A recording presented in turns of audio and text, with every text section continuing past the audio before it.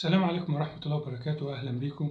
الفيديو ده عملت أنا واحد زيه قبل كده، بس كان التصوير بتاعه مش كويس وأنا كنت لسه مبتدي يوتيوب، فمكنتش عارف ازاي يعني أصور يوتيوب أو أعمل فيديو يوتيوب، فحبيت إن أنا أعمل واحد جديد. ده بنطلون لما كنت 190 كيلو. يعني البنطلون ده كبير قوي، يعني حتى أنا مش عارف البنطلون ده أصلا مقاسه كام، متهيألي هو كان تفصيل. ده لأن ما كان ساعتها ما كنتش بلاقي مقاسي في أي حتة وما كانش قدامي غير التفصيل. وده بنطلون لما كنت 140. على البنطلون دوت مقاسه حاجة و50 باين، بس قدام كده أول بنطلون جاهز أشتريه، بس أكبر من كده ما كنتش بلاقي مقاسي، عشان كده كنت بضطر أفصل.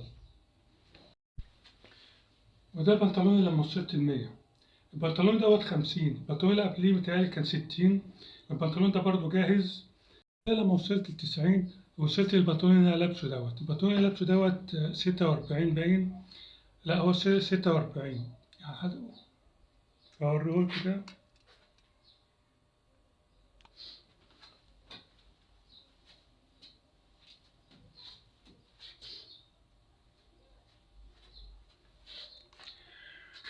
وده البنطلون اللي أنا لابسه حاليا، وأنا عمري ما كنت أحلم إن أنا أوصل المقاس ده، بس الحمد لله وصلت ليه. هو كان موضوع عاوز إصرار وعزيمة، هو كان طويل شوية بس الحمد لله وصلت لهدفي. وده كان فيديو النهاردة، وشكرا لكم للمشاهدة وأتمنى يكون عجبكم. شكرا لكم ومع السلامة.